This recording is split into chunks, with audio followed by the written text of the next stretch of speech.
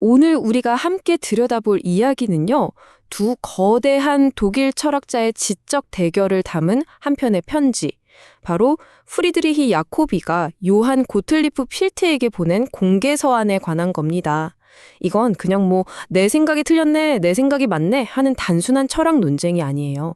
한때는 서로를 인정했던 두 지성이 어떻게 등을 돌리게 됐는지, 그리고 한 철학자가 동료의 사상 속에서 무엇을 보고 그토록 격렬하게 경고를 보내야만 했는지, 그 지적인 고뇌와 드라마가 담긴 아주 흥미로운 이야기입니다. 자, 이 문장 한번 보세요. 정말 극적이지 않나요? 야코비는 피히트의 책을 처음 읽고는 와, 이거 대단하다. 빨리 출판돼서 세상 사람들이 다 봐야 한다고 열광적으로 칭찬을 했단 말이죠. 그런데 바로 그 책에 대해서 얼마 지나지 않아 이 안에 끔찍한 독이 들어있다고 말하면서 태도를 180도 바꿔버립니다. 도대체 뭘 봤길래 한때 그토록 칭송했던 철학에서 독을 발견했다고까지 말하는 걸까요? 이 질문이야말로 우리가 오늘 파헤쳐볼 이 거대한 지적 결별의 시작점이자 가장 핵심적인 미스터리라고 할 수 있겠습니다. 그러니까 이 두 사람의 관계가 왜 이렇게까지 틀어졌는지 그 근본적인 이유를 알려면요, 시간을 조금 거슬러 올라가 봐야 합니다. 처음부터 사이가 나빴던 게 아니거든요. 오히려 짧은 순간이었지만 서로가 같은 꿈을 꾸고 있다고 믿었던 일종의 허니문 기간이 있었습니다.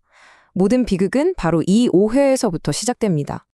처음에 야코비가 피에테에게 완전히 매료됐던 이유는 피에테의 대표작 지식학의 기초라는 책의 앞부분, 즉 이론편 때문이었어요. 이걸 읽고 야코비는 이 사람 나랑 생각이 똑같구나 하고 무릎을 탁 쳤다는 거죠. 왜냐하면 피에테가 나라는 존재, 즉 자아, ik가 성립하려면 먼저 내가 아닌 것, 다시 말해 나를 둘러싼 외부 세계인 비야, nicht ich가 존재해야 한다고 말했기 때문입니다. 이건 아주 상식적인 이야기잖아요. 제가 나라는 걸 인식하려면 저 바깥에 있는 책상, 컴퓨터, 창문 같은 내가 아닌 것들이 먼저 있어야 한다는 거죠. 야코비는 피에테가 이렇게 현실을 단단한 출발점으로 삼고 있다고 굳게 믿었고, 바로 그 점에서 깊은 동질감을 느꼈던 겁니다. 그런데 말이죠, 이 훈훈했던 분위기가 책의 뒷부분, 그러니까 실천편을 읽으면서 그냥 와장창 깨져버립니다. 야코비에게는 정말 충격적인 반전이었을 거예요. 이론편에서는 외부 세계가 나의 전제 조건인 것처럼 말해놓고 실천편에 가서는 그 관계를 완전히 뒤집어 버렸거든요. 변증법이라는 논리를 통해서 결국 외부 세계라는 건 자아가 자신의 활동을 위해 스스로 만들어낸 것에 불과하다는 결론으로 나아간 겁니다. 이건 뭐예요? 결국 이 세계는 객관적으로 존재하는 게 아니라 나라는 자아가 만들어낸 일종의 무대장치라는 말이잖아요. 야코비 입장에서는 이건 단순히 견해가 다른 수준이 아니라 진실을 완전히 왜곡하는, 용납할 수 없는 지적 사기처럼 느껴졌을 겁니다. 자, 드디어 야코비가 말했던 그 독의 정체가 드러납니다. 바로 급진적 주관주의예요. 말이 좀 어렵게 들릴 수 있는데 아주 간단하게 말하면 이겁니다. 우리가 발딛고 서 있는 이 단단한 현실 세계가 사실은 객관적으로 존재하는 게 아니라 우리 머릿속 생각이 만들어낸 일종의 환상 혹은 꿈이라는 사상이죠. 야코비가 보기에 이건 정말 위험천만한 생각이었어요. 마치 거미가 자기 몸 안에서 실을 뽑아내서 거미줄이라는 세계를 만들잖아요. 피히트의 철학은 인간의 자아가 바로 그 거미처럼 자기 안에서 뭔가를 끄집어내서 세계라는 걸 만들어낸다고 주장하는 셈이었으니까요. 그럼 진짜 현실은 어디에 있는 걸까요? 없죠. 그냥 나라는 존재의 거대한 꿈 혹은 망상만 남게 되는 겁니다. 이게 바로 야코비가 그토록 치를 떨었던 독의 실체였습니다. 이 두 사람의 생각 차이는 그냥 서재 안에서 학자들끼리의 조용한 토론으로 끝날 수도 있었습니다. 그런데 말이죠, 여기에 기름을 붓는 엄청난 사건이 하나 터지면서 이 문제가 완전히 공론화됩니다. 이제 둘의 싸움은 철학계를 넘어 모두가 지켜보는 공개적인 대결, 일종의 스캔들로 번지게 된 거죠. 사건의 발단은 이렇습니다. 피테가 무신론자라는 공격을 받게 돼요.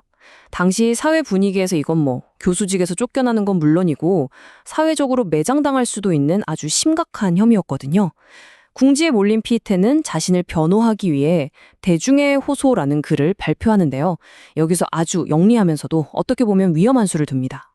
바로 당시 지성계에서 살아있는 성인처럼 엄청난 존경을 받고 있던 야코비의 이름을 공개적으로 끌어들인 거예요. 저 사람도 내 편이다. 이런 식으로요. 이때부터 두 사람의 관계는 정말 돌이킬 수 없는 강을 건너게 됩니다. 피이테가 뭐라고 했냐면 야코비가 예전에 신앙에 대해 썼던 글을 탁 인용하면서 이렇게 말하는 거예요. 보십시오. 이 고귀하고 위대한 야코비 선생님도 저랑 똑같은 생각을 하고 계십니다. 신은 우리 내면의 신적인 삶을 통해 알게 되는 거라고 하셨잖아요. 제 말이 바로 그 말입니다. 이렇게요. 이건 대중을 향한 굉장히 효과적인 전략이었죠. 저렇게 훌륭한 분도 피에테를 지지하는구나 하고 생각하게 만드니까요. 하지만 야코비 입장에서는 어땠을까요? 자기 생각과 정반대인 사람을 옹호하는데 자기 이름과 글이 이용당한 거잖아요. 이건 뭐 뒤통수를 맞은 정도가 아니라 지독한 배신감을 느꼈을 겁니다. 야코비는 정말 황당했겠죠. 아니, 나는 저 사람 생각에 털끝만큼도 동의한 적이 없는데? 하면서요. 완전히 곤란한 상황에 빠진 겁니다.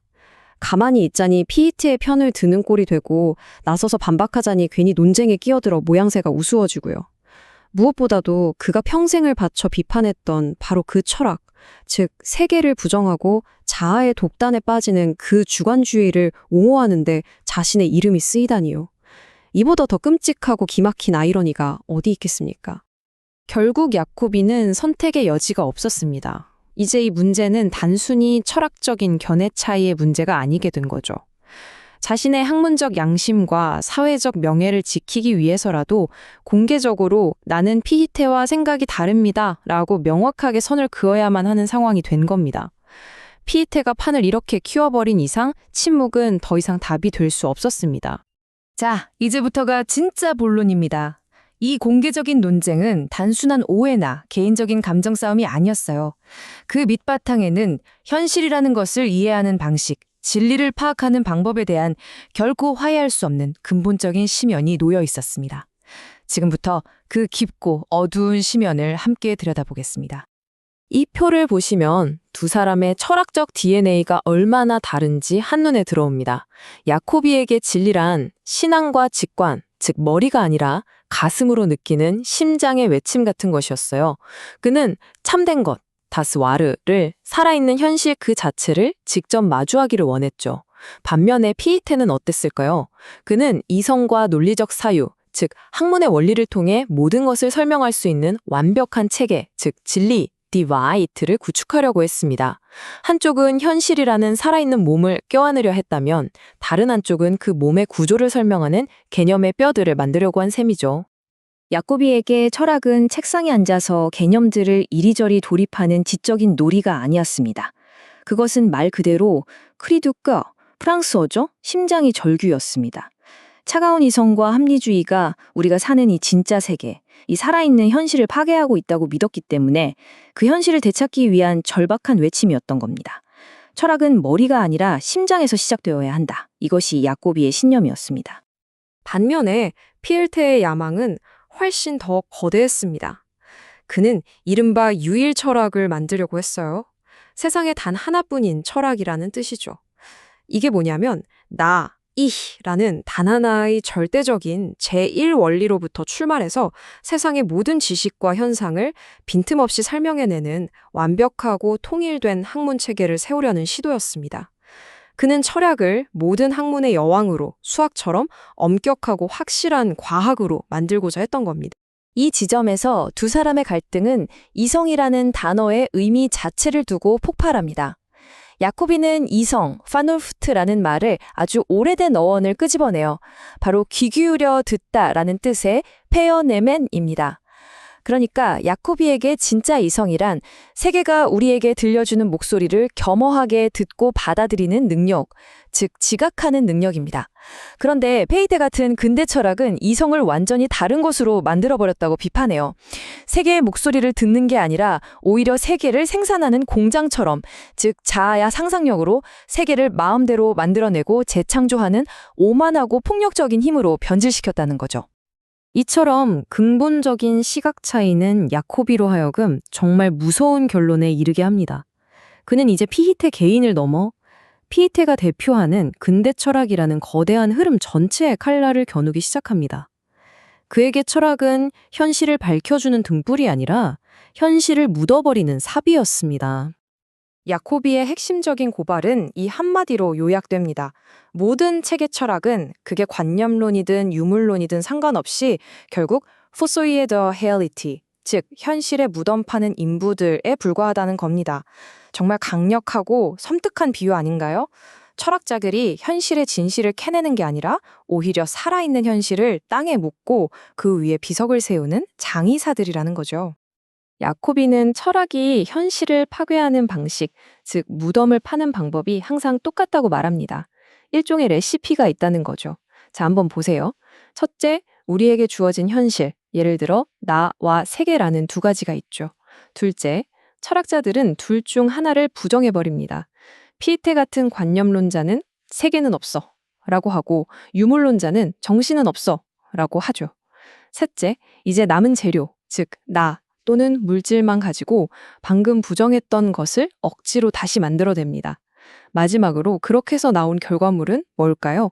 당연히 원래의 살아있는 현실이 아니라 그것을 흉내낸 생명 없는 개념, 일종의 유령일 뿐이라는 겁니다. 마치 살아있는 사람을 해부해서 뼈와 살로 분해한 뒤 그걸 다시 조립해놓고 이게 바로 인간이다 라고 주장하는 것과 똑같다는 거죠. 그리고 바로 이 지점에서 야코비의 비판의 핵심 비유가 등장합니다.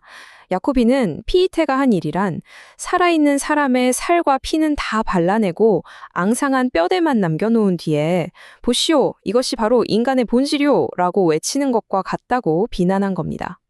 철학이 현실의 생명력을 모두 제거하고 차갑고 앙상한 개념적 구조, 즉 뼈대만 남겼다는 맹렬한 비판이죠.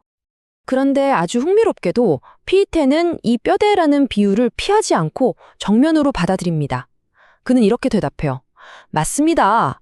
당신들이 보는 건 뼈대가 맞습니다. 하지만 그게 왜 문제입니까? 우리는 처음부터 몸을 만들겠다고 한 적이 없습니다. 우리는 몸의 구조를 보여주는 뼈대, 즉 설계도를 만들고 있는 겁니다. 라고요. 그러면서 조금만 기다리면 그 뼈대 위에 혈관과 근육과 피부를 입히는 방법도 보여주겠다고 말하죠. 즉, 철학의 역할은 생명을 직접 창조하는 것이 아니라 생명의 어떤 구조 위에서 작동하는지를 밝히는 것이라는 변론이었습니다. 과학자가 생명을 창조하지는 않지만 생명의 원리를 밝혀내는 것처럼요. 자, 이 지점에서 우리는 정말 근본적인 질문에 도달하게 됩니다. 좋아요. 피히테의 말대로 철학이 우리에게 현실의 뼈대나 설계도를 준다고 칩시다. 그건 분명 유용한 일이겠죠.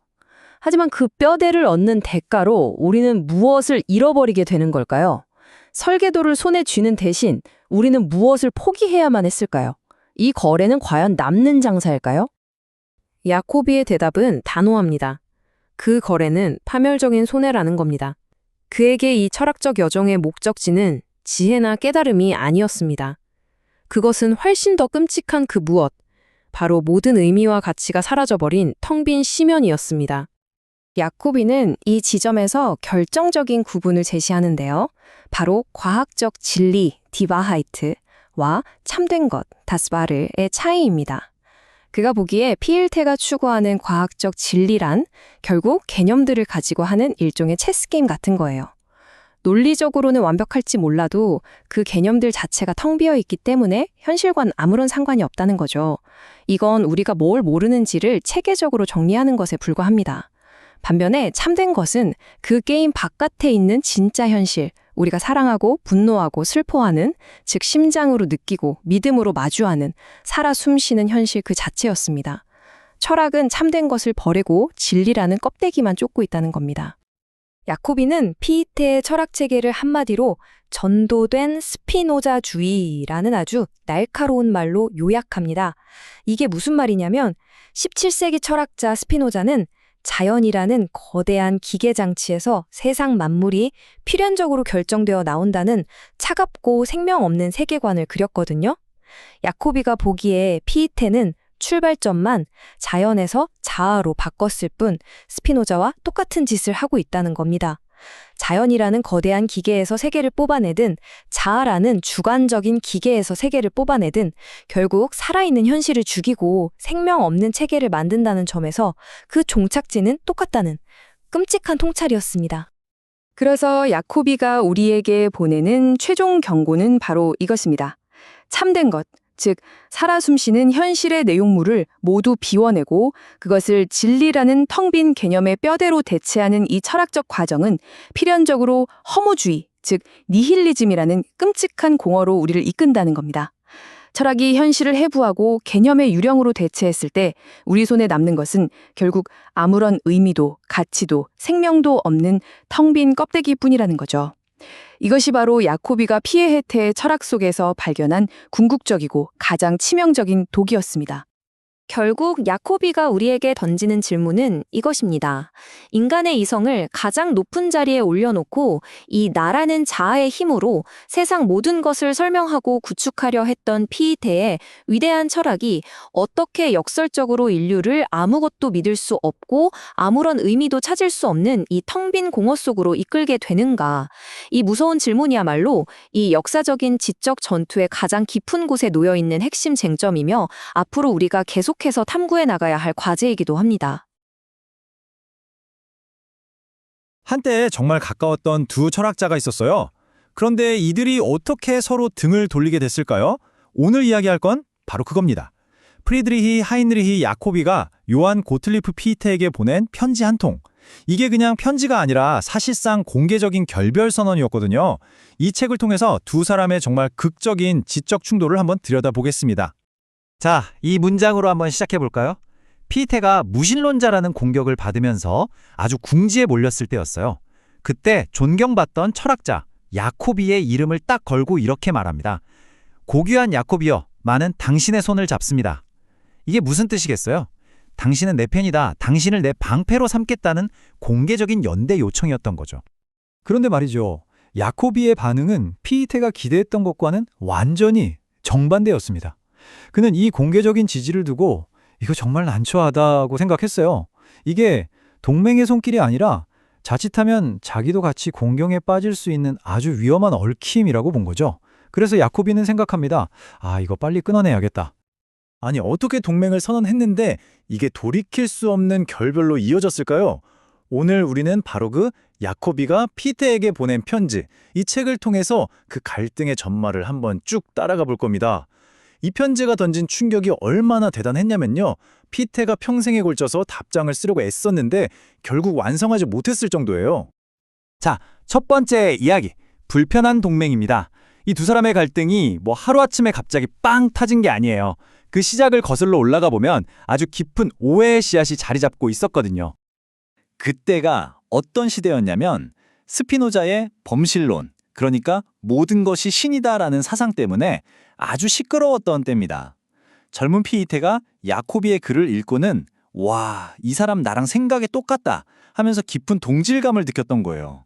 근데 문제가 뭐였냐면 그게 야코비 철학의 딱 절반만 본 거였어요. 야코비의 책 후반부로 가면 두 사람의 생각이 얼마나 다른지가 명확하게 드러나는데 안타깝게도 피히테는 그 깊은 균열을 전혀 눈치채지 못했던 거죠. 그러니까 정말 아이러니한 상황이 벌어진 겁니다. 밖에서는 피히테가 야코비를 막 존경한다고 떠들고 다니는데 정작 야코비는 뒤에서 피히테의 철학을 뭐라고 불렀냐면 유일 철학, 즉 나 혼자만 맞는 철학이라고 부르면서 비판하고 있었던 거예요. 야코비가 보기에 피히테는 동등한 사상적 동지가 아니라 그냥 자기 생각만 옳다고 믿는 아주 오만한 교수님이었던 거죠. 자, 이제 야코비의 본격적인 공격이 시작됩니다. 두 번째 이야기, 실제의 무덤을 파는 자들. 제목부터 좀 섬뜩하죠. 야코비는 피히테의 관념론, 아니 그걸 포함한 모든 철학이 결국엔 이 살아있는 세계를 죽이고 현실의 무덤을 파는 짓이라고 정말 신랄하게 비판합니다. 야코비가 피히테의 철학을 딱 한마디로 규정하는데 그게 뭐냐면 전도된 스피노자주의라는 아주 날카로운 표현이에요. 이게 무슨 말이냐면요. 스피노자는 물질이 전부다라고 봤잖아요. 이게 유물론이죠.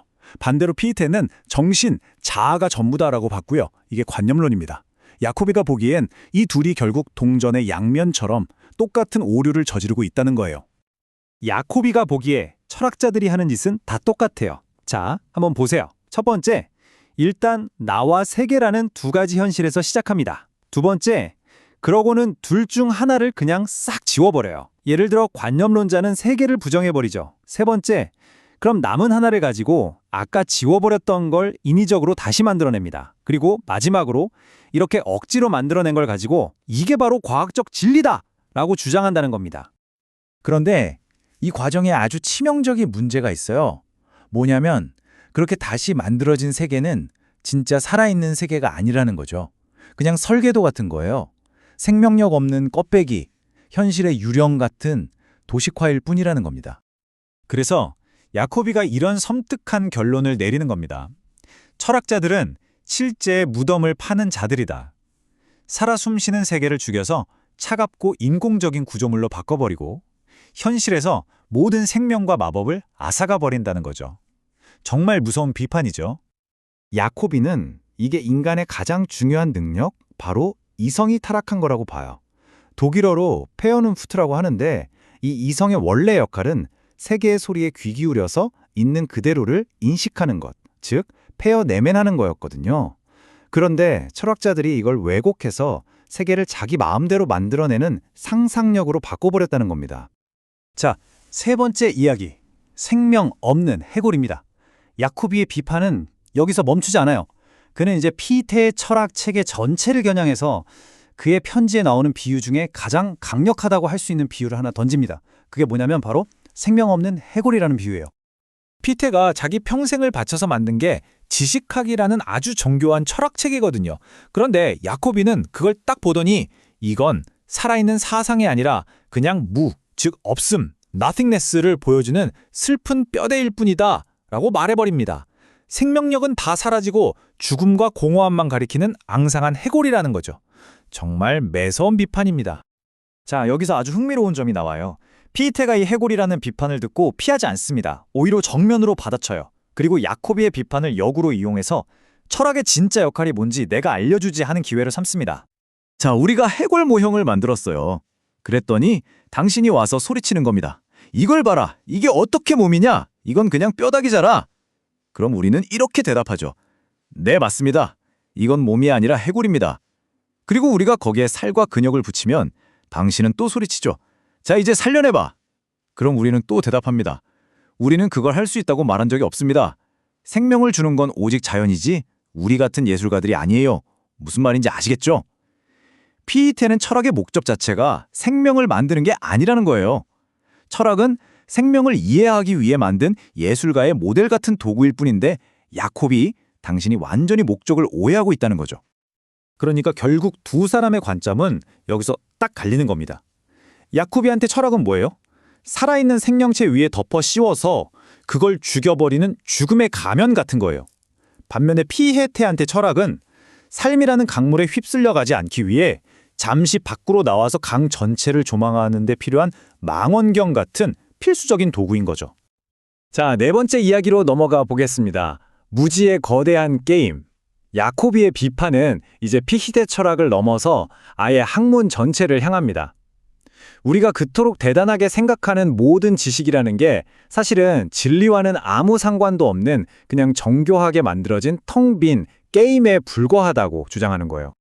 야코비가 한 말을 그대로 한번 들어볼까요? 우리의 학문이라는 건 인간 정신이 시간을 때우려고 발명한 게임이다. 이 게임을 하면서 정신은 자기 무지를 정리할 뿐이지 진짜 알매는 털끝만큼도 가까워지지 못한다. 와, 정말 충격적이죠? 학문이라는 게 진리를 찾아가는 위대한 여정이 아니라 그냥 내가 이만큼 모른다는 걸 그럴듯하게 정리하는 놀이에 불과하다는 거예요. 그는 이걸 혼자 하는 카드게임 솔리테어에 비유해요. 여러분, 솔리테어 해보셨어요? 카드를 이렇게 저렇게 조합하면서 시간 보내는 건 재밌잖아요. 근데 그게 무슨 궁극적인 의미가 있는 건 아니죠. 학문도 똑같다는 거예요. 끝없이 새로운 조합을 만들어내면서 우리를 계속 현혹시키는데 진짜 위험한 건 뭐냐면 우리가 진리 찾는 걸 포기하고 그냥 이 모른다는 상태, 즉 무지 자체를 즐기게 된다는 겁니다. 결국 남는 건 공허한 숫자 놀이뿐이라는 거죠. 자, 그럼 좋습니다. 이 허무하고 끝도 없는 철학 게임, 그 게임의 끝에 도달하면 우리가 발견하게 되는 궁극적인 진실이란 건 대체 뭘까요? 상이라도 있을까요? 야코비가 보기에 그 종착점은 정말 소름 끼치도록 공허합니다. 뭐냐면 우리가 수많은 과학적 진리들을 차곡차곡 쌓아서 거대한 성당을 완벽하게 지어 올렸어요. 그런데 막상 문을 열고 들어가 보니 그 안에 우리가 그토록 찾아 헤맸던 진정한 것, 신은 없고 텅 비어있다는 끔찍한 깨달음뿐이라는 겁니다. 자, 5번째 이야기, 마음의 외침입니다. 지금까지 야고비의 비판을 들어봤잖아요. 학문은 현실의 무덤을 파고 생명 없는 해골을 만들고 공허한 게임일 뿐이다. 그럼 대체 어쩌라는 걸까요? 야고비가 제시하는 대안은 뭘까요? 진리는 그럼 대체 어디서 찾아야 할까요? 야코비의 대답은 아주 명확해요. 진리는 머리로 짜맞추는 차가운 체계나 논리 안에 있는 게 아니라는 겁니다. 그럼 어디에 있느냐? 바로 신의 계시처럼 우리의 뜨거운 마음으로 직접 느껴지는 것, 그 안에 있다는 거예요. 이성으로 쌓아 올리는 게 아니라 우리에게 그냥 즉각적으로 확 다가오는 진리, 그걸 믿어야 한다는 거죠. 자, 이제 두 갈래 길이 명확하게 보이죠? 한쪽에는 그냥 개념놀이에 불과한 학문에 창백한 호고가 있어요. 다른 한쪽에는 어쩌면 이게 환상, 그러니까 키메라일지도 모르지만 우리 영혼의 간절한 필요에 응답하는 마음의 외침이 있습니다. 야코비는 여기서 단 1초도 망설이지 않고 후자를 택합니다. 결국 야코비가 말하는 진짜 이성, 아까 말했던 페어눈푸트는 세상을 내 마음대로 만들어내는 능력이 아닌 거예요. 그게 아니라 이미 존재하는 세계에 조용히 귀를 기울여서 저 현상 너머에 숨겨진 진짜 존재를 알아차리는 능력, 인식하는 능력, 이게 진짜 이성이라는 거죠. 자, 6번째 이야기, 철학자의 변호입니다. 지금까지 야코비의 맹렬한 공격을 들었으니 이제 피테의 반격도 들어봐야겠죠? 피테는 이 공격에 어떻게 응수했을까요? 사실 그가 완성된 답변을 남기지는 못했어요. 하지만 남아있는 그의 생각의 조각들을 모아서 그의 변론을 한번 재구성해 볼 수 있습니다. 근데 진짜 놀라운 건 피테도 이런 말을 했다는 거예요. 철학체계는 죽은 도구가 아니라 그걸 가진 사람의 영혼에 의해 살아 움직이는 거다. 어때요? 철학이 차가운 도구가 아니라는 걸 그 자신도 인정하고 있죠. 너무 아이러니하게도 야코비조차 이 문장만큼은 정말 훌륭하다고 칭찬했을 정도예요. 피테의 핵심 변론은 아주 간단합니다. 여러분, 강물이 어떻게 흐르는지 제대로 알려면 어떻게 해야 할까요? 강물 속에만 있으면 알 수 없어요. 그쵸? 잠시 강 밖으로 나와서 외부의 관점에서 전체를 봐야만 제대로 알 수 있는 겁니다. 피에테는 삶을 이해하는 것도 똑같다고 말해요. 그래서 피에테는 우리에게 두 가지 관점이 필요하다고 말합니다. 하나는 삶의 관점이에요. 우리가 직접 그 안에서 살고 행동하고 느끼는 영역이죠. 철학 없이도 여기서 잘 살 수 있어요. 다른 하나는 사변의 관점입니다. 이게 바로 철학이죠. 삶에서 잠시 빠져나와서 그 삶을 알기 위해 필요한 외부의 관점이에요. 이 두 가지는 마치 음과 양처럼 서로 다르지만 둘 다 있어야만 인간의 이성이 완전해진다는 겁니다. 어느 하나만으로는 안 된다는 거죠. 자, 이제 마지막 이야기, 메울 수 없는 심연입니다. 결국 이 두 사람의 갈등은 단순한 오해 같은 게 아니었어요. 이건 절대로 화해할 수 없는 두 개의 다른 세계관이 정면으로 부딪힌 근본적인 충돌이었던 겁니다. 그래서 사람들은 이 두 천재 사이를 바닥 없는 심연이 갈라놓았다고 표현해요.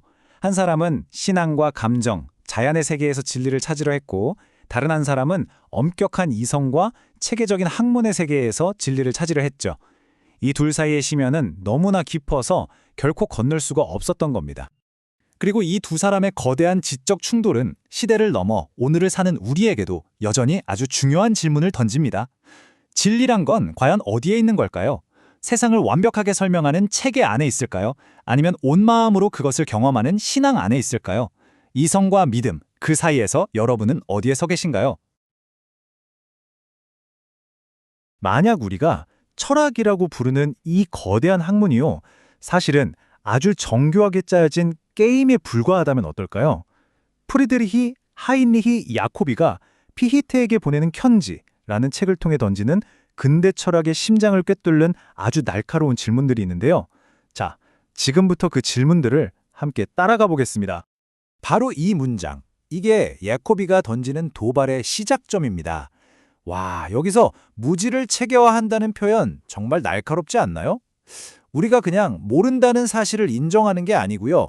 그 모른다는 상태를 가지고 아주 그럴듯한 시스템, 그러니까 정교한 규칙과 말을 가진 게임을 만들어낸다는 겁니다. 야코비는 철학이 진리에 다가가는 숭고한 길이 아니라 오히려 우리의 무지를 아주 세련되게 포장하고 정리하는 지적인 놀이에 불과하다고 말하고 있는 거죠. 우리가 그토록 열심히 쌓아 올린 그 지식의 탑이 사실은 허공에 지은 성일지도 모른다는 좀 섬뜩한 이야기입니다. 자, 그런데 말이죠. 야코비에게 이건 그냥 머리 쓰는 단순한 게임이 아니에요. 이 게임에는 아주 비싼 대가가 따릅니다. 오히려 우리를 살아있는 진짜 현실로부터 점점 더 멀어지게 만드는 아주 위험한 유희라는 것이죠.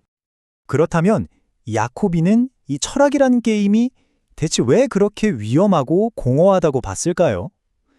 그의 생각을 따라가기 위해서 먼저 철학을 개념으로 이루어진 해골에 비유한 이 강력한 이미지부터 한번 자세히 들여다보겠습니다. 두 철학자의 근본적인 차이는 바로 철학을 어떻게 보느냐에 있습니다. 슬라이드 왼쪽의 피이테는 자신의 철학을 해골을 조립하는 과정에 비유해요. 이게 뭐 자기를 깎아내리는 말이 아니라 오히려 아주 정직한 비유죠. 피이테는 이렇게 말하는 것 같습니다. 보세요. 제 철학은 아직 뼈대뿐입니다.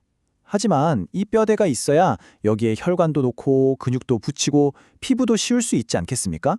이건 삶을 이해하기 위한 분석의 틀입니다. 물론 피이테도 인정해요. 철학이라는 예술이 이 몸을 직접 움직이게 하거나 피가 돌게 할 수는 없다고요. 생명을 불어넣는 건 철학이 아니라 자연의 몫이니까요. 그런데 오른쪽의 야코비는 바로 이 지점을 집요하게 파고드는 겁니다. 그에게 철학은 삶을 분석하는 데서 그치지 않고 어느새 삶 그 자체를 대체하려는 위험한 시도가 되어버린다는 거죠. 그 결과 생명이 사라진 차갑고 슬픈 해골만이 남게 되고 그 텅 빈 눈구멍에는 허무만이 가득하다는 겁니다. 야코비는 이런 철학자들의 지적 활동을 신화 속 끝없는 형벌에 비유합니다. 밑빠진 독에 영원히 물을 길어다 부어야 했던 다나오스의 딸들, 또 불타는 수레바퀴에 묶여 영원히 돌아야 했던 익시온. 그들의 노동은 어떤 현실적인 결과물도 낳지 못하고 끝없이 영원히 자기 자신만을 맴돌죠. 야코비는 철학자들이 바로 이런 지옥 같은 노동 속에서 기이한 행복을 느낀다고 비판합니다. 삶을 위한 삶이라는 그 공허한 즐거움, 자신의 체계가 얼마나 논리적으로 완벽한지를 감상하는 자기만족에 빠져서 현실 세계를 외면한다는 거예요. 야코비는 이런 행복을 누리느니 차라리 신에게 나를 없애달라고 간청하는 편이 낫다고까지 절규합니다. 그는 모든 철학 체계가 근본적인 실수를 저지른다고 봅니다. 그게 세상은 물질로만 이루어져 있다고 주장하는 유물론이든 세상은 정신이나 관념으로 이루어져 있다고 하는 관념론이든 상관없어요. 이들 모두 우리의 생생한 현실 중 일부를 먼저 부정하고, 즉 죽여버리고 시작한다는 점에서 똑같다는 거죠. 세계를 지우거나 혹은 나 자신을 지워버린 뒤에 그 빈자리를 인공적인 개념으로 재구성해서 생명 없는 복제품을 만들어낸다는 겁니다. 마치 생물학자가 살아있는 동물을 연구하려고 그것을 죽여서 해부한 다음에 그 장기들을 모아놓고 이것이 바로 그 동물이다 라고 말하는 것과 똑같습니다. 자, 이처럼 완벽한 지식체계를 얻는 대가는 혹독합니다. 바로 우리가 설명하려고 했던 진짜 현실을 통째로 잃어버리는 거죠. 살아있고 숨쉬고 때로는 우리를 놀라게 하는 세계는 그저 예측 가능한 유령 같은 이미지로 변해버리고요. 그리고 무언가를 느끼고 받아들이는 본래의 이성은 그 자리를 잃고 단순히 이미지를 만들어내는 상상력으로 전락하고 맙니다. 결국 세계는 우리에게 더 이상 말을 걸지 않게 되고 우리는 모든 의미가 사라져버린 세상 속에서 철학이 울조리는 그 공허하고 슬픈 독백만을 듣게 되는 셈입니다. 그리고 바로 이것, 이 생명 없는 개념의 해골이야말로 모든 의미의 원천으로부터 스스로를 고립시킨 철학이 다다를 수밖에 없는 암울한 종착점인 것입니다. 자, 그럼 이 텅 빈 공허 속에서 우리는 무엇을 들을 수 있을까요?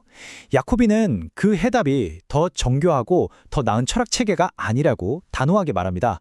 대신 우리의 관심을 완전히 다른 곳, 바로 우리 내면의 다른 능력으로 돌려야 한다고 주장하죠. 바로 여기서 야코비 사상의 정말 드라마틱한 전환이 시작됩니다. 그는 이성의 차가운 논리를 잠시 내려놓고 그 대신 가장 인간적인 마음의 외침에서 철학의 새로운 출발점을 찾아냅니다. 이 마음의 외침이야말로 개념의 해골이 남긴 그 차가운 공허함을 채울 수 있는 유일한 대답입니다. 이것은 논리적인 증명 이전에 우리가 살아있는 한 결코 부정할 수 없는 가장 근원적이고 뜨거운 출발점인 셈이죠. 야코비는 마음이 원하는 것이 과학적으로 증명할 수 없는 어쩌면 신화 속 동물 키메라 같은 환상일지도 모른다고 솔직하게 인정합니다. 아시죠? 키메라는 사자의 머리, 염소의 몸, 뱀의 꼬리를 가진 현실에 존재하지 않는 상상의 동물이잖아요. 하지만 그는 단호하게 말합니다. 이 생생하고 뜨거운 환상이 차가운 이성이 만들어낸 논리적으로 완벽하지만 창백한 허구보다 우리에게 무한히 더 현실적이고 본질적이라고 말이죠. 여기서 두 가지 만족감이 극명하게 대조됩니다. 왼쪽의 과학적 만족은요, 완벽한 지식 체계를 만들면서 느끼는 자기 자신에게만 몰두하는 공허한 쾌락이에요. 이건 말하자면 거울 속에 비친 완벽한 자신의 모습을 보면서 만족하는 것과 같죠. 반면에 오른쪽의 마음의 만족은 나를 넘어서는 다른 존재, 즉 너와의 살아있는 관계 속에서 얻는 깊은 충만함입니다. 여기서 너는 다른 사람일 수도 있고 자연일 수도 있고 혹은 신일 수도 있습니다. 그러니까 과학의 만족이 결국 거울 속 자신을 보는 것이라면 마음의 만족은 창문을 열고 바깥 세상을 만나는 것이라고 할 수 있겠습니다. 자, 그럼 이 마음이 그토록 간절히 외쳐 부르는 대상은 대체 무엇일까요? 이 질문에 답하기 위해서 야코비는 우리가 평소 진리라고 부르는 것에 대해 아주 중요하고 결정적인 구분을 합니다. 야코비는 피히테 같은 철학을 따라가다 보면 무서운 결론에 도달한다고 말합니다. 세상에 1 더하기 1은 2와 같은 과학적 진리들, 베리테는 셀 수 없이 많이 존재하지만 정작 우리 삶에 의미를 주는 단 하나의 참된 것, 러브레는 사라져버린다는 것이죠. 이건 마치 어떤 장소에 대한 아주 정밀한 지도는 손에 쥐고 있는데 정작 가야 할 그 장소 자체는 잃어버린 것과 같습니다. 그는 우리에게 이렇게 묻는 셈입니다. 우리가 하는 모든 과학적 탐구가 결국 텅 빈 숫자 노름에 불과하다는 걸 깨닫는다면 과연 거기에 진정으로 만족할 수 있겠는가? 라고 말입니다. 야고비에 따르면 우리는 이 참된 것을 과학 공식처럼 명확하게 알 수는 없습니다. 그것은 소유할 수 있는 지식이 아니기 때문이죠. 대신 우리는 그것을 예감할 뿐입니다. 이건 그냥 단순한 추측이나 육감이 아니에요. 모든 현상 너머에 있는 근원적인 실제에 대한 깊은 직관이죠. 그리고 여기서 야고비는 아주 역설적인 주장을 합니다. 진정한 이성이란 참된 것을 소유하는 것이 아니라 오히려 내가 아직 참된 것을 모른다는 사실을 아프게 느끼고 의식하는 감각, 바로 그것이라고 말입니다. 자, 이제 우리는 야코비의 가장 대담하고 어쩌면 가장 혁명적인 주장에 도달합니다. 그는 근대 철학이 완전히 오염시킨 이성이라는 단어의 본래 의미를 되찾아오려는 일종의 언어적 혁명을 시도합니다. 이게 바로 우리가 흔히 생각하는 이성입니다. 무언가를 분석하고 만들고 세계를 지배하는 도구로서의 이성이죠. 계몽주의가 그토록 찬양했던 바로 그 능력 말입니다. 하지만 야코비는 이것이야말로 이성의 본질에 대한 거대한 오해이며 이성을 원래의 자리에서 추방시킨 행위라고 주장합니다. 그는 마치 언어 탐정처럼 이성이라는 단어의 뿌리를 파고 들어갑니다.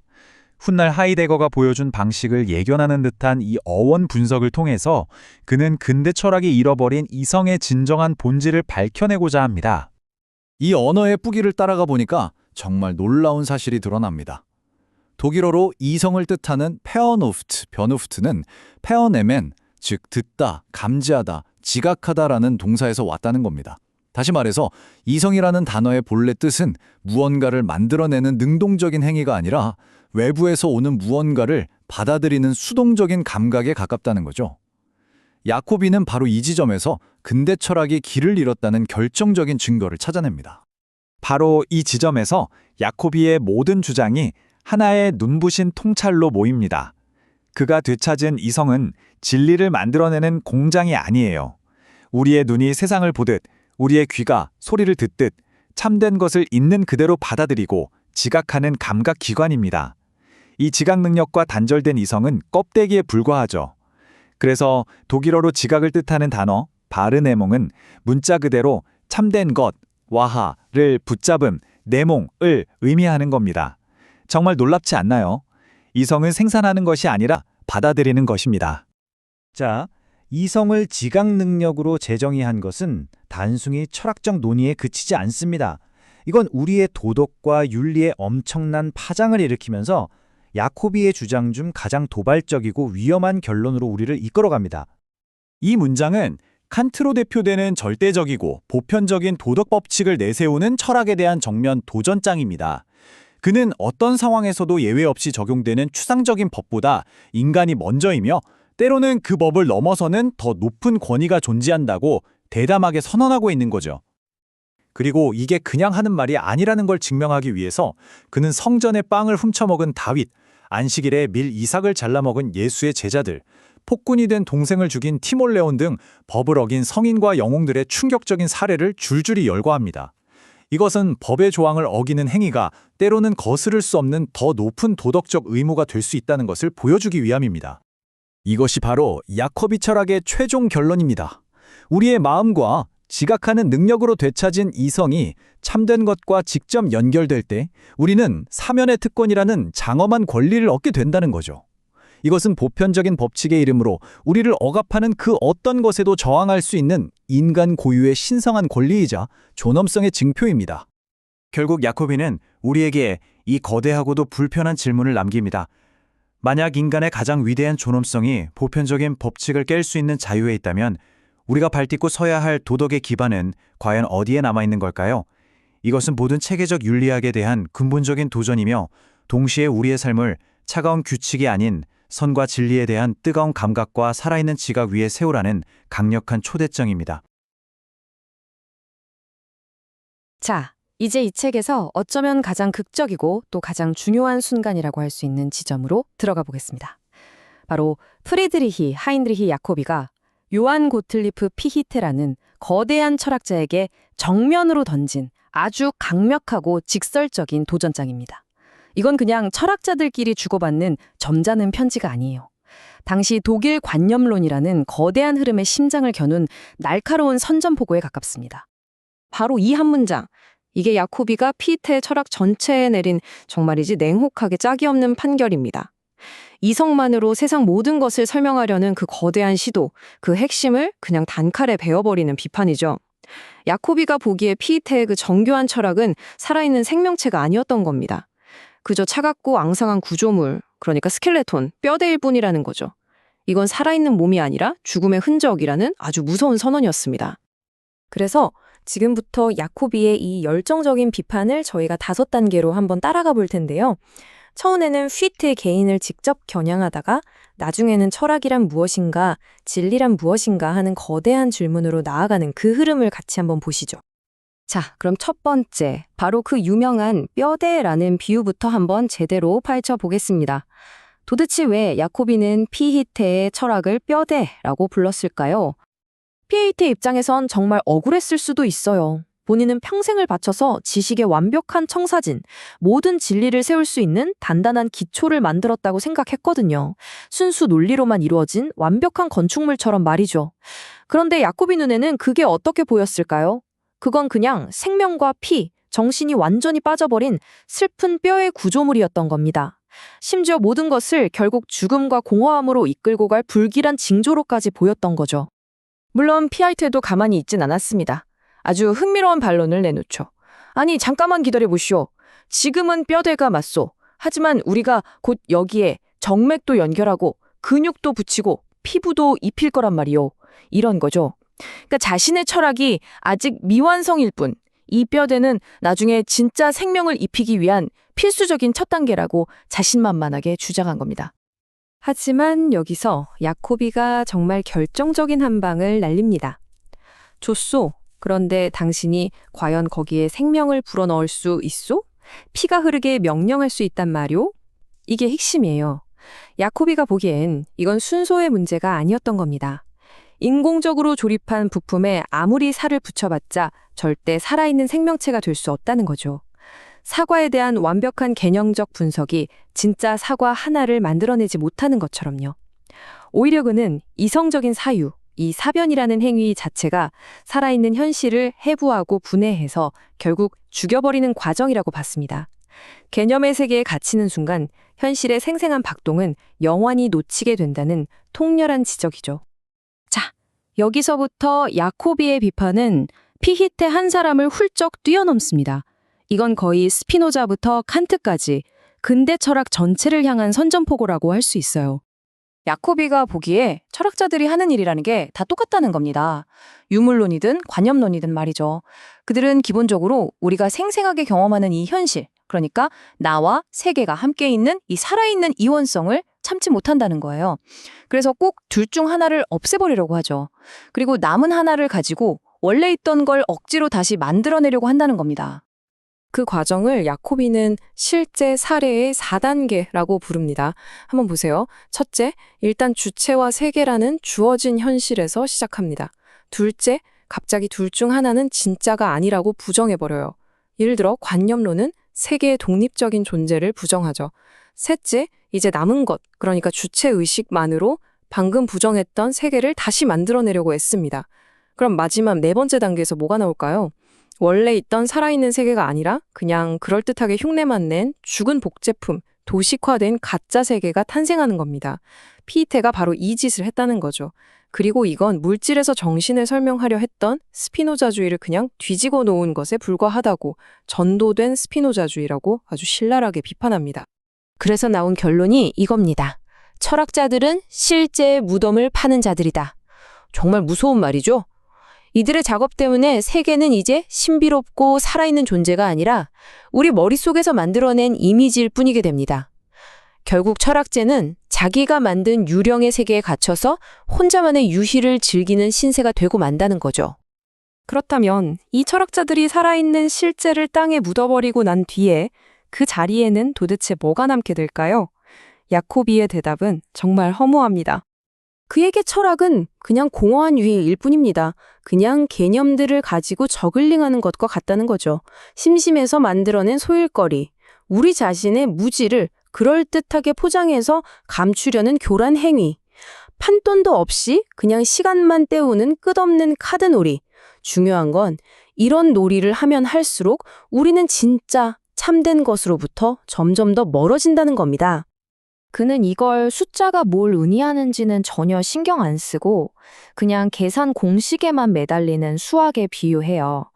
계속해서 새로운 정리를 증명하고 계산을 더 복잡하게 만들어 가지만 그게 현실 세계와 무슨 상관이 있는지는 아무도 묻지 않는 거죠. 그 자체로 완벽하게 닫힌 체계. 그 안에는 논리적 진리는 있을지 몰라도 우리의 삶을 관통하는 참된 것은 없다는 겁니다. 바로 이 지점에서 야코비는 허무주의, 즉 니힐리즘의 본질을 정말 놀랍도록 정확하게 꿰뚫어 봅니다. 허무주의란 뭐냐? 세상에 참된 것은 하나도 없고 오직 논리적으로 맞는 진리들만 있을 뿐이다라는 사실을 깨닫고 환희에 차는 상태라는 거예요. 정말 소름 돋는 통찰 아닙니까? 체계는 얼마든지 만들 수 있어요. 그럴듯한 진리들은 무한히 생성할 수 있죠. 하지만 그 과정에서 정작 가장 중요한 것, 살아있고 의미 있는 참된 것과의 연결을 완전히 잃어버리는 상태. 이게 바로 야코비가 진단한 현대 정신의 위기이자 허무주의의 실체입니다. 자, 이렇게까지 모든 걸 부수고 비판했다면 보통은 절망으로 끝나기 마련이죠. 하지만 야코비는 그렇지 않습니다. 이 폐허 위에서 아주 급진적이고 새로운 대안을 제시하기 시작합니다. 그렇다면 철학이 우리에게 남겨준 이 메마른 자기관조, 이 공허한 놀이에서 벗어날 길은 과연 있는 걸까요?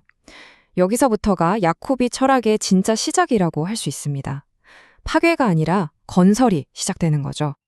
이 문장이 야코비의 생각을 정말 잘 보여줍니다. 마음이 간절히 필요로 하는 키메라, 여기서 키메라는 신화 속 괴물이니까 증명할 수 없는 믿음 같은 걸 말하겠죠. 이런 믿음이 과학이 낳은 창백한 허구, 즉 논리적으로는 완벽할지 몰라도 아무런 생명력이 없는 이론보다 무한히 더 낫다는 겁니다. 이건 단순히 감상적인 주장이 아니에요. 우리에게 진짜 확실성을 주는 건 논리적 증명이 아니라 살아남기 위한 실존적인 필요라는 아직 근본적인 인식의 전환을 요구하는 겁니다. 그럼 그 살아있는 진리는 어디서 오느냐? 야코비가 보기에 그건 추상적인 이성이 아니라 바로 이런 것들입니다. 신앙, 계시, 설명할 수 없는 직관이나 예감, 그리고 무엇보다도 우리 마음의 간절한 필요, 또 세계를 개념으로 분석하기 이전에 있는 그대로 직접 받아들이는 지각, 이런 것들이야말로 우리를 진짜 실제와 연결해주는 통로라는 거죠. 이성은 무에서 유를 창조하는 게 아니라 이미 주어진 것을 받아들이는 능력일 뿐이라고 말합니다. 그런데 여기서 오해하면 안 됩니다. 야코비의 이 마음의 철학이 그냥 비이성적인 감정만 중요하다고 말하는 건 절대 아니에요. 이 모든 주장의 밑바탕에는 우리 인간을 인간답게 만드는 가장 중요한 가치, 바로 자유에 대한 아주 깊은 통찰이 자리하고 있습니다. 야코비는 묻습니다. 인간만이 가진 장엄한 권리, 인간의 존엄성을 보장하고 우리가 신적인 본성을 지녔다는 징표는 과연 무엇일까? 이 질문에 대한 그의 대답이 피의 철학에 대한 그의 최종 반박이자 자기 철학의 핵심이 됩니다. 그 답은 바로 자유입니다. 근데 여기서 말하는 자유는 그냥 선택의 자유 정도가 아니에요. 훨씬 더 근본적인 겁니다. 자연의 기계적인 인과법칙에 종속되지 않고 우리 스스로가 새로운 원인이 되어서 우리 안에서 그리고 밖에서 무언가를 창조해낼 수 있는 힘. 이게 바로 야코비가 말하는 인간의 자유입니다. 그래서 야코비는 세계를 두 개의 영역으로 나눕니다. 한쪽에는 정신의 영역이 있고 다른 쪽에는 자연의 영역이 있죠. 정신의 영역은 자유롭고 의도와 목적을 가집니다. 창조하고 발명하고 상상하죠. 반면에 자연의 영역은 어떻습니까? 여기엔 필연성만 있습니다. 맹목적인 기계장치처럼 아무런 이유나 선택 없이 그저 원인에 따라 결과가 나올 뿐이죠. 인간은 이 정신의 힘으로 자연의 맹목적인 힘을 이용하고 지배할 때만 비로소 자유로워진다는 겁니다. 만약 이 자유를 부정하면 어떻게 될까요? 야코비는 그건 작품이 주인을 만든다고 말하는 것과 같은 끔찍한 부조리라고 말합니다. 생각해보세요. 만약 우리에게 자유의지가 없다면 호메로스가 일리아드를 쓴 게 아니에요. 플라톤이 그의 대화편을 쓴 게 아니죠. 그냥 그들 뇌 속의 물리법칙과 화학 반응이 일리아드나 국가라는 결과물을 생산해냈을 뿐입니다. 이건 말이 안 되잖아요. 우리의 창조 행위, 무언가를 만들어내는 바로 그 경험 자체가 자유의 가장 확실한 증거라는 겁니다. 자, 이제 야코비가 우리 모두에게 던지는 마지막 질문입니다. 만약 순수 이성의 길을 끝까지 따라가는 것이 결국 생명 없는 뼈대만 남기고 심지어 우리 자신의 가장 소중한 본질인 자유마저 부정하는 길이라면 우리는 과연 어디에서 우리 존재의 살아있는 진실을 찾아야 할까요? 이건 단순한 철학 논쟁이 아니라 바로 지금 우리 각자의 삶에 대한 질문이기도 합니다. 그리고 이 질문에 대한 답을 찾아가는 과정이 우리가 이 책을 통해 떠날 마지막 여정이 될 겁니다. 자, 프리드리히 야코비와 요한 고틀리프 피이테. 독일 관념론 시대를 대표하는 두 지성 거인의 대결, 드디어 그 마지막 장으로 들어가 보겠습니다. 이 책에서 다루는 두 사람의 지적 공방은요, 그냥 단순한 학자들끼리의 논쟁이 아니에요. 이건 우리가 진리를 어떻게 마주해야 하는가, 그리고 철학은 도대체 무엇을 위해 존재하는가에 대한 아주 근본적인 질문을 던지고 있습니다. 이번 시간에는 야코비가 피이테의 철학, 아니 더 나아가서 모든 체계 철학에 던지는 가장 근본적인 비판이 무엇인지, 그리고 그가 제시하는 대안은 또 무엇인지 아주 깊이 있게 한번 들여다보겠습니다. 야코비의 비판은 이 한 문장, 정말 충격적인 문장으로 시작됩니다. 철학자들은 실제의 무덤을 파는 자들이다. 아니, 실제를 탐구하고 그 본질을 밝히는 게 철학의 임무라고 우리는 생각하잖아요? 그런데 실제를 살리기는커녕 오히려 죽여서 땅에 묻어버린다니 이거 정말 엄청난 도발이죠. 이 선언은 대체 뭘 의미하는 걸까요? 야코비는 이 말을 통해서 철학이라는 행위 그 자체가 품고 있는 아주 내재적인 위험성을 경고하고 있는 겁니다. 자, 이 놀라운 주장을 제대로 이해하려면 우리가 야코비의 논증을 한번 차근차근 따라가 볼 필요가 있습니다. 그는요, 모든 철학이 겉보기엔 서로 아무리 달라 보여도 결국에는 똑같은 아주 근본적인 오류를 저지르고 있다고 주장해요. 고대의 유물론부터 시작해서 자기랑 같은 시대를 살았던 피이테의 관념론에 이르기까지 그 모양새는 달라도 실제를 왜곡하는 방식은 근본적으로 같다는 거죠. 야코비에 따르면 철학의 원죄는 바로 이 지점에서 시작됩니다. 우리 모두는 태어나면서부터 특별한 노력을 하지 않아도 나라는 주체와 나를 둘러싼 이 세계라는 객체를 너무나 자연스럽게 인식하잖아요? 이게 바로 상식의 출발점, 야코비가 말하는 원초적 이원성입니다. 그런데 철학은 이 너무나 당연한 현실을 그대로 받아들이지 않고 둘 중 하나를 의심하고 부정하는 데서 출발한다는 거예요. 정말 이 세계가 존재하는 걸까? 혹은 정말로 나라는 자아가 실제 하는 걸까? 이런 질문을 던지면서 말이죠. 이렇게 원초적 현실의 한쪽을 딱 부정하고 나면 철학은 크게 두 가지 길로 나아가게 됩니다. 유물론은 나라는 주체의 고유한 실제성을 부정해버리고 우리의 정신, 의식, 감정, 이 모든 걸 그냥 물질의 복잡한 작용으로 설명하려고 하죠. 반면에 피시테의 관념론 같은 철학은 바깥 세계가 독립적으로 존재한다는 걸 부정하고 나라는 주체의 생각하는 활동으로부터 이 세계 전체를 논리적으로 다시 만들어내려고 합니다. 야코비가 보기엔 출발점이 물질이든 정신이든 그건 별로 중요하지 않아요. 어차피 최종 목표는 똑같거든요. 처음에 부정했던 바로 그 실제를 논리나 개념 같은 인공적인 도구로 만든 체계적인 복제품으로 대체하려는 거니까요. 자, 그런데 여기서 야코비의 주장은 한 걸음 더 나아갑니다. 그는 이 모든 철학적인 시도들이 그냥 헛될 뿐만 아니라 위험하기까지 하다고 주장해요. 철학이 진리를 찾는다고 말은 하지만 그 방법 자체가 우리를 살아있는 진짜 진리, 즉 참된 것으로부터 점점 더 멀어지게 만든다는 거죠. 왜 그럴까요? 철학이 만들어낸 세계는 실제 세계의 그 생생함을 전혀 담지 못한 아주 창백한 복사본에 불과하기 때문입니다. 야코비는 정말 신랄한 비유를 들어서 이걸 비판하는데요. 철학은 그냥 개념들을 가지고 노는 공허한 지적 유희, 개념의 저글링에 불과하다는 겁니다. 우리가 진리를 모른다는 그 근본적인 사실을 잊게 만드는 아주 그럴듯하게 포장된 무지의 조직일 뿐이라는 거죠. 결국 철학이 그 고된 노력 끝에 되찾았다고 주장하는 세계는 우리가 지금 숨쉬고 사랑하고 고통받는 바로 이 살아있는 실제 세계가 아니에요. 그건 그냥 상상력이 만들어낸 이미지, 실제의 유령이자 도식화된 복제품에 지나지 않습니다. 여기서 이성은 실제를 인식하는 능력이 아니라 현실과는 아무 상관없는 이미지를 생산하는 능력으로 전락해버리고 마는 겁니다. 자, 이제 야코비의 비판이 그의 숙적인 피흐테의 책에 어떻게 적용되는지 좀 더 구체적으로 살펴보겠습니다. 야코비에게 피흐트의 철학은요, 바로 이 실제의 공동화, 그러니까 실제의 생명력을 쏙 빼앗아서 텅 비게 만드는 과정을 가장 완벽하게 보여주는 사례였어요.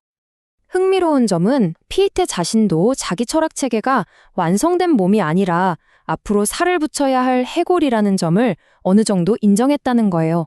자기 철학은 모든 경험적인 내용을 담아낼 수 있는 순수한 개념적인 뼈대라고 말이죠. 하지만 야코비에게는 바로 이 인정 자체가 문제의 핵심이었습니다. 뼈대만 앙상하게 남았다는 것, 그것이야말로 철학이 실제에 가한 폭력의 증거라고 본 거죠. 야코비는 이 개념의 해골이 죽음과 무, 즉 없음을 예고한다고 아주 통렬하게 비판합니다. 이건 결코 진정으로 살아있는 것이 될 수 없는 체계라는 거죠.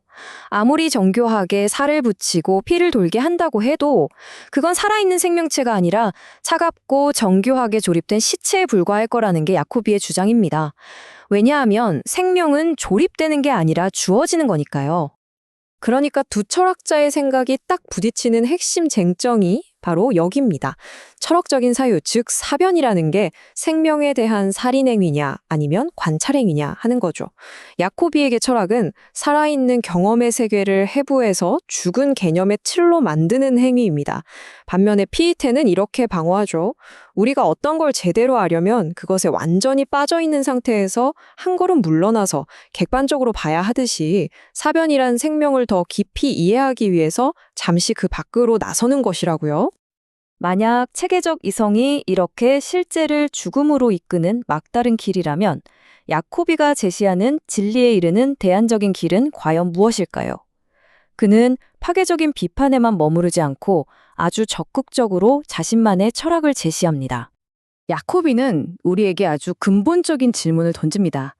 과학에 의해서 모든 것이 명료하게 설명되고 예측 가능해진 세계. 그러니까 신비로움은 사라졌지만 질서정연한 그런 세계에 우리는 만족해야 할까요? 모든 것이 데이터로 환원되고 알고리즘으로 분석되는 세상. 그걸로 정말 충분한가? 하고 묻는 겁니다. 그는 완벽하게 조직되었지만 생명이 없는 체계는 차갑고 공허한 만족만을 줄 뿐이라고 주장해요.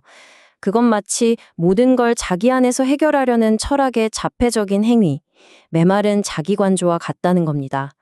이런 세계관은 오늘날 빅데이터나 인공지능이 모든 것을 설명할 수 있다고 믿는 경영과도 좀 맞닿아 있는 것 같아요. 야코비는 바로 이런 접근이 인간 경험의 가장 중요한 부분을 놓치고 있다고 경고하는 거죠. 그의 해답은 차가운 머리가 아니라 바로 여기에 있습니다. 감정과 직관의 즉각적이고 도저히 부인할 수 없는 실제, 바로 마음의 외침 속에 있다는 거죠. 이건 단순한 감상주의가 아닙니다. 이성적으로 분석하기 이전에 우리에게 주어지는 가장 확실하고 근원적인 실제에 대한 증언인 셈이죠.